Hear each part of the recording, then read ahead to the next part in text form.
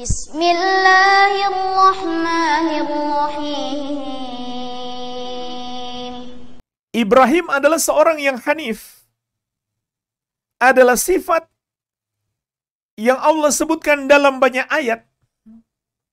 Dan Allah suruh Nabi Muhammad SAW dan umat beliau memiliki sifat itu. Dalam surat Ali Imran ayat 95.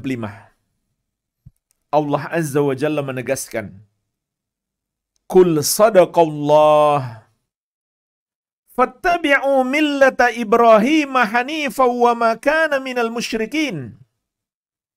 Katakanlah, benarlah Allah, maka ikutilah agama Ibrahim. Dia adalah seorang yang hanif dan dia tidak termasuk orang-orang musyrik. Ini dua sifat utama Nabi Ibrahim alaihissalam. Pertama, dia adalah seorang yang hanif. Hanif itu maknanya al-muqbil 'ala Allah, al-mu'rid an kulli ma siwah.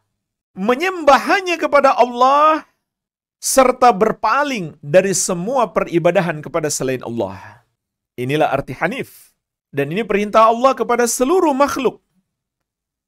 Sebagaimana juga di surat Al-Bayyinah, "Wa ma umiru illa liya'budullaha mukhlisina lahuddina hunafa."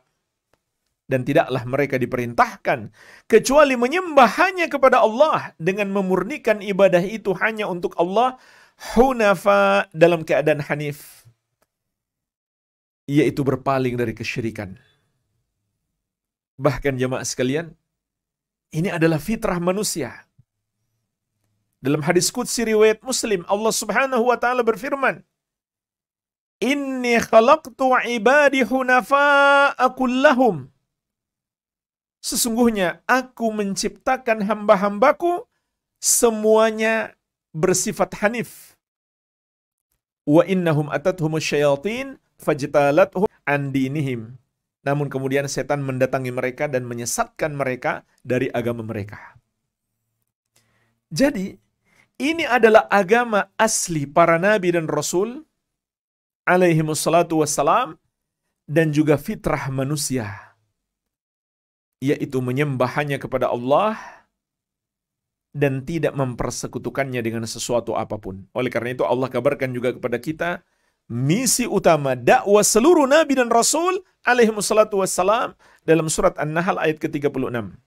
Walaqad ba'atsna fi kulli ummatir rasula an ibudullaha wajtanibut tagut. Dan sungguh kami telah mengutus pada setiap umat itu seorang rasul.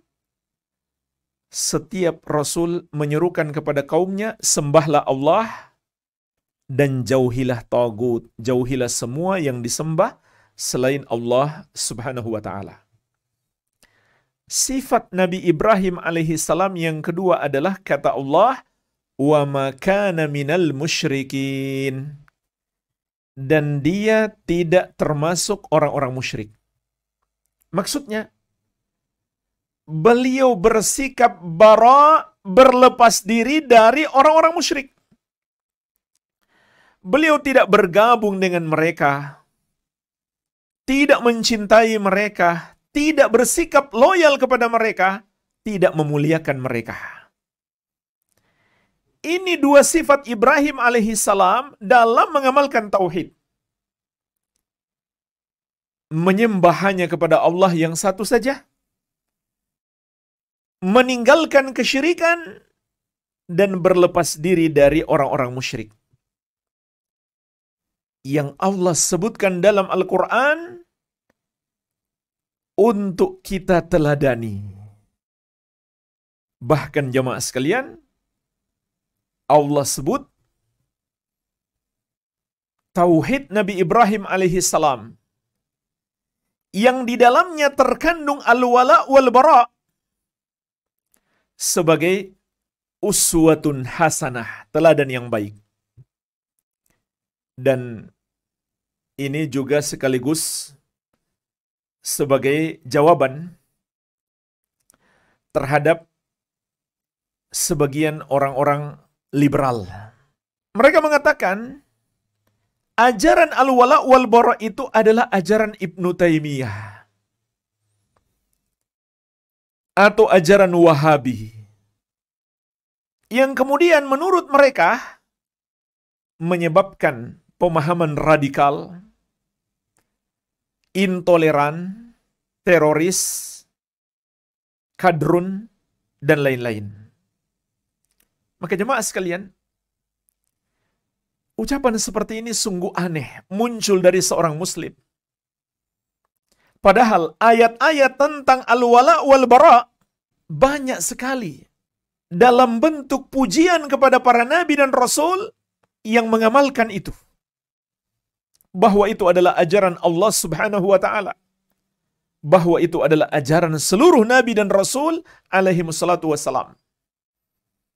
Dan secara khusus Allah sebutkan ini pada diri Nabi Ibrahim alaihissalam sebagai perintah bagi Nabi Muhammad sallallahu alaihi wasallam untuk meneladani beliau. Perhatikanlah jemaah sekalian, dalam surat Al-Mumtahanah ayat keempat, Allah Subhanahu wa taala berfirman, "Qad kanat lakum uswatun hasanah fi Ibrahim walladzina ma'ahu." Sungguh telah ada bagi kamu teladan yang baik pada diri Nabi Ibrahim dan para pengikut beliau. Perhatikanlah jemaah sekalian, Allah Subhanahu wa taala mengatakan ini suatu teladan yang baik. Tapi kok bisa ada orang yang mengaku muslim mengatakan itu adalah intoleran, radikal, ciri teroris, kadal gurun? Subhanallah. Tanpa ada hujah sedikit pun dari mereka.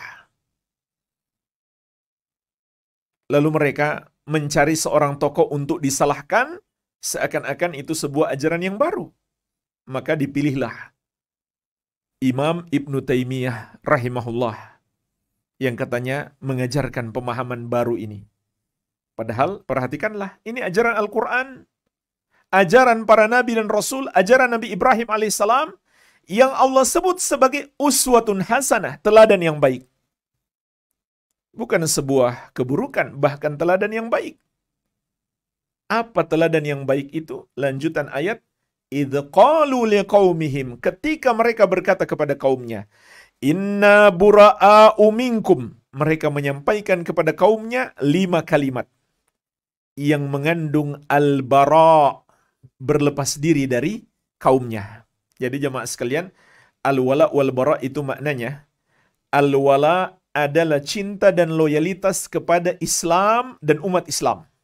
Sedangkan al-bara' adalah berlepas diri dari kesyirikan dan kekufuran dan semua ajaran yang bertentangan dengan Islam dan orang-orang yang kafir yang tidak beriman kepada Allah Subhanahu wa taala, yang menentang Allah dan Rasulnya. Ini sebuah ajaran Islam yang disebutkan dalam banyak ayat yang dikatakan oleh Allah sebagai uswatun hasanah.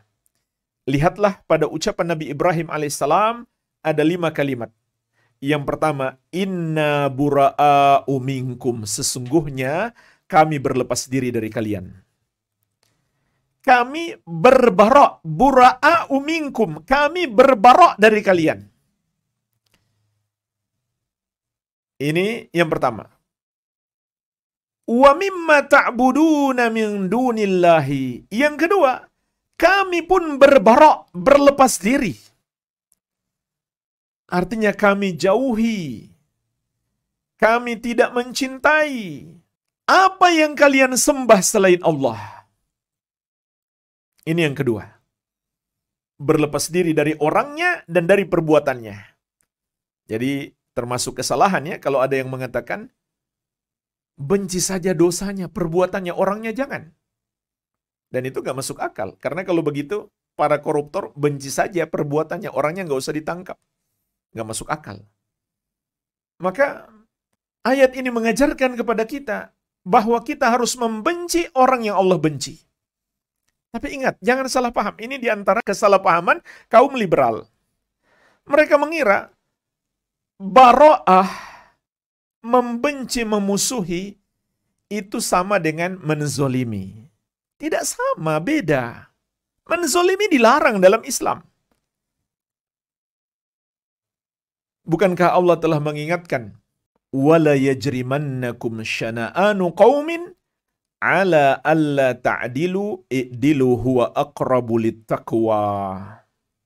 Janganlah kebencianmu kepada suatu kaum.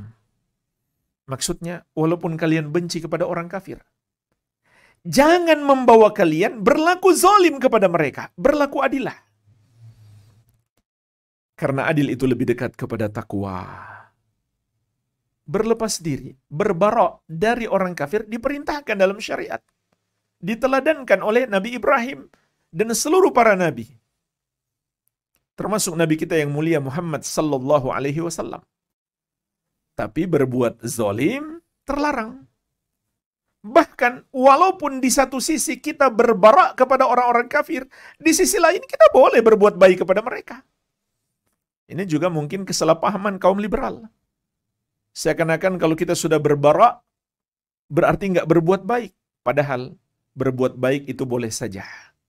Sebagaimana firman Allah, La yanhakumullahu 'anil ladzina lam yuqatilukum fid din wa lam yukhrijukum min diyarikum an tabarruhum wa tuqsitu ilaihim innallaha yuhibbul muqsitin. Allah tidak melarang kalian untuk berbuat baik kepada orang-orang kafir yang tidak memerangi kalian karena agama kalian dan tidak mengusir kalian dari negeri kalian, dan berbuat adil kepada mereka, tidak berbuat zalim. Sesungguhnya Allah mencintai orang-orang yang berbuat adil.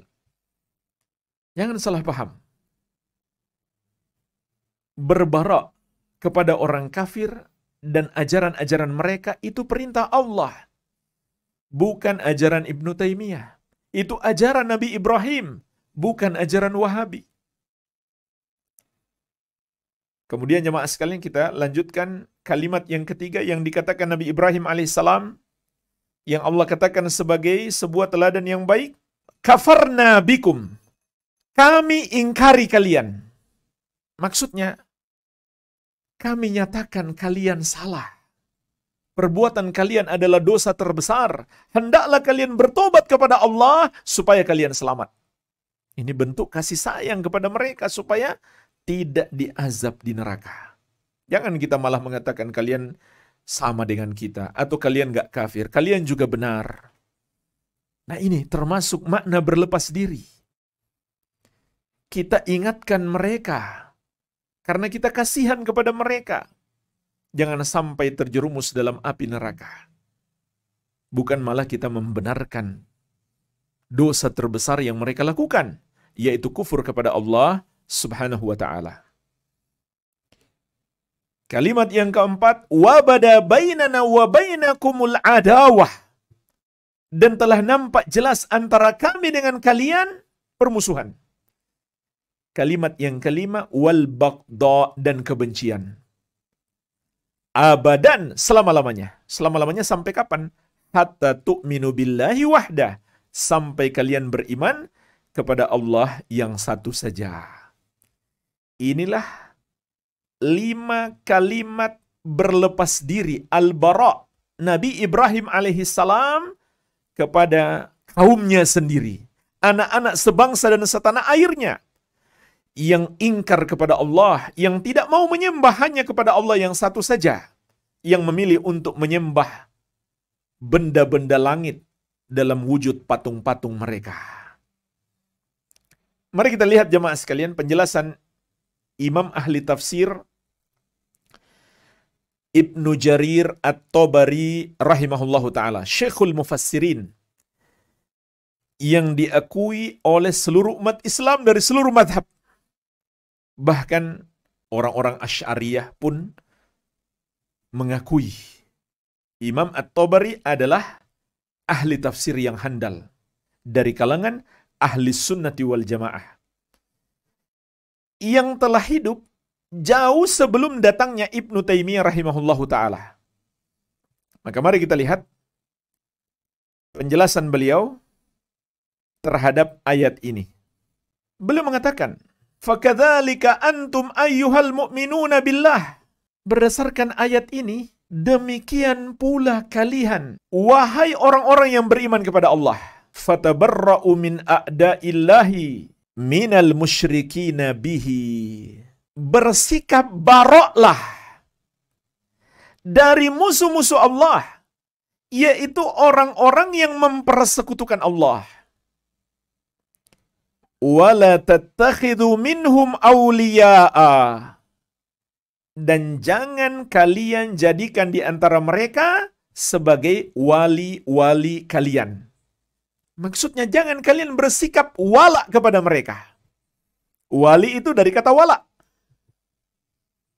Perhatikan. Ini ayat berbicara tentang al-wala wal-bara. Bukan hal baru, bukan baru diajarkan oleh Ibnu Taimiyah. Ini ayat Quran yang dipahami oleh ulama ahli tafsir sejak dulu, jauh sebelum lahirnya Ibnu Taimiyah. Fakadzalika antum ayyuhal mu'minuna billah. Berdasarkan ayat ini kata Imam At-Tabari rahimahullah, demikianlah kalian wahai orang-orang yang beriman kepada Allah. Fatabarra'u min a'da'illahi minal musyrikina bihi. Bersikap baroklah, berlepas dirilah dari musuh-musuh Allah, yaitu orang-orang yang mempersekutukan Allah, menyembah kepada selain Allah, menduakan Allah. Wala tattakhidu minhum awliya'ah. Dan jangan kalian jadikan di antara mereka sebagai wali-wali kalian untuk kalian serahkan sikap wala kalian kepada mereka. Sikap cinta, loyalitas, kesetiaan, dan semisalnya. Hatta yu'minu billahi wahdah. Sampai mereka beriman kepada Allah yang satu saja. Wa yatabarra'u an ibadati ma siwah. Dan mereka pun berlepas diri, bersikap bara' terhadap peribadahan kepada selain Allah. Artinya, kalau mereka sudah beriman kepada Allah dan berlepas diri dari peribadahan kepada selain Allah, barulah kita bersikap wala kepada mereka. Ini ajaran Islam. Bagaimana mungkin seorang muslim mengatakan ajaran Islam itu radikal dengan maksud mencelah atau intoleran? Na'udzubillah. Ini celaan terhadap agama, celaan terhadap Allah dan para nabi. Hal serupa juga dijelaskan oleh Imam Ibnu Katsir rahimahullah, imam ahli tafsir dari mazhab Syafi'i. Imam At-Tabari rahimahullah juga bermazhab Syafi'i. Meskipun sebagian ulama mengatakan karena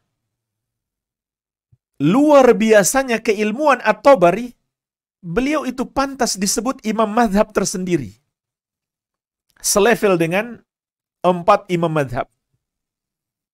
Tapi dalam sejarah awal beliau menuntut ilmu dalam mazhab Syafi'i. Dan Allah pun mengingatkan, memang sikap wala kepada orang-orang kafir adalah sifat orang-orang munafik. Jadi jangan heran kalau ada orang yang jelas-jelas menentang ajaran Islam, mencela ajaran Islam, al-wala wal-bara ini, tapi dia masih mengaku muslim. Bahkan mengaku sudah belajar Islam, baca banyak buku. Dia masih mengaku muslim. Jangan heran jemaah sekalian, Allah telah mengabarkan kepada kita, ini memang sifat orang munafik. Ngakunya muslim, tapi bersikap wala kepada orang kafir, tidak bersikap bara'.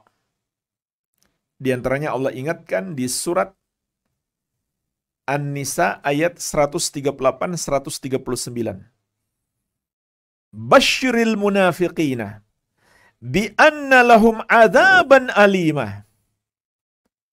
Kabarkan kepada orang-orang munafik itu bahwa bagi mereka azab yang pedih. Alladzina yattakhidunal kafirina awliya'a min dunil mu'minin. yaitu orang-orang yang menjadikan orang-orang kafir sebagai wali-wali mereka selain kaum mukminin. Mereka jadikan sebagai wali, artinya mereka bersikap wala, bersikap setia, mencintai, loyal, atau memuliakan, diangkat menjadi pejabat, dipilih menjadi pemimpin, atau dijadikan kawan setia, tangan kanannya, ajudannya, asistennya. Itu artinya menjadikan sebagai wali. Jadi itu adalah sifat orang-orang munafik. Walaupun dia mengaku muslim, maka itu dapat menyebabkan Islamnya batal. Sebagaimana Allah ingatkan juga di surat Al-Maidah ayat ke-51. Ini ayat al-wala wal bara. Bukan ajaran baru. Ini ajaran Nabi Muhammad SAW. Ya ayyuhalladzina amanu la tattakhidul yahuda wan nasara awliya.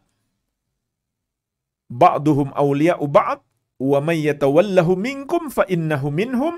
Innallaha la yahdil qaumadz zalimin. Wahai orang-orang yang beriman, janganlah kalian menjadikan Yahudi dan Nasrani sebagai wali-wali kalian. Yaitu kalian bersikap wala kepada mereka. Sebagian mereka adalah wali bagi sebagian yang lain. Siapa di antara kalian yang menjadikan mereka sebagai wali, maka dia bagian dari mereka. Artinya bukan lagi bagian dari kaum muslimin.